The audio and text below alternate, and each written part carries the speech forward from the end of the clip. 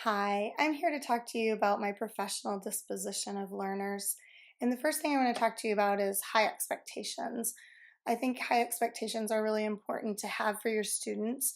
And without high expectations, your students are not going to achieve the levels of learning that they could learn.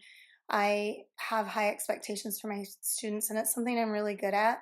I make relationships with my kids, and we set goals for their learning, and we work really hard on being a community and making sure that we're all striving to learn every day. If you ask my kids what their job is when they're at school, they'll tell you to grow their brains. Knowing the background of my students and knowing what cultures they come from and where they're coming from with their families socially is really important in my job. I work in a high needs school, and a lot of my kids have very different upbringings than I had. And it's really important that I understand where they're coming from so that I know how I can help them learn.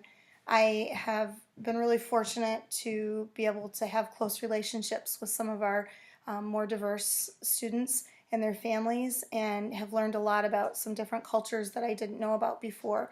I think it's really important as a teacher to be open to understanding the backgrounds your students are coming from and understanding what they're bringing into your classroom with perspective for their learning. I've really learned a lot from my kids, and I hope that they've really learned a lot from me too through our different diversities.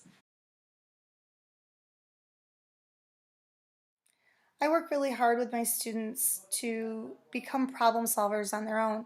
So if they have a problem with someone, sending another person a message is a really important part of solving that problem. That causes me to be an advocate for my students, to get them to understand that they do have a voice and they do have a way to let people know what they need. And finding that voice is really important to me. I want my kids to be able to stick up for themselves in a way that's appropriate, and I want them to be able to say, this is good for me or this isn't good for me. So we spend a lot of time learning how to send messages to one another and do it in a way that has kindness. Being a dedicated teacher takes more than just showing up for your contracted hours. You have to spend time reading professional books, and you have to spend time getting additional training, especially if you see that you need more help in an area that for some reason your students are just not getting the way you're teaching, or maybe you just are not that knowledgeable in that area. You need to be willing to go and say, I need to learn about this and I need to learn more about this so that I can show my students how to do this better. That's showing dedication to. An area that I need to work on is reflection on my practice of teaching. I'm very fortunate to work in a district that encourages this, and I've been a participant in classroom learning labs this last year, and I found them to be very beneficial to think about what I'm seeing and what I'm learning and reflecting on that. It's not something I'm super comfortable with yet, but I think it's very valuable for our students, and it's also very valuable for me as a teacher.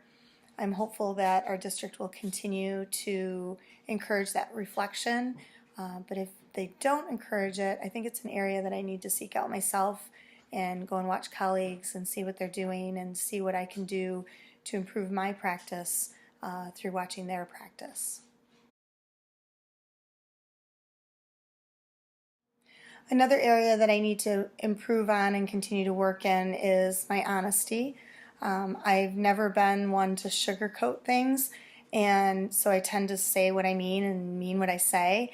And sometimes it comes across as brusque or too blunt, and people have been insulted by my message. And so I've been working really hard to soften that message and hopefully have my message better received.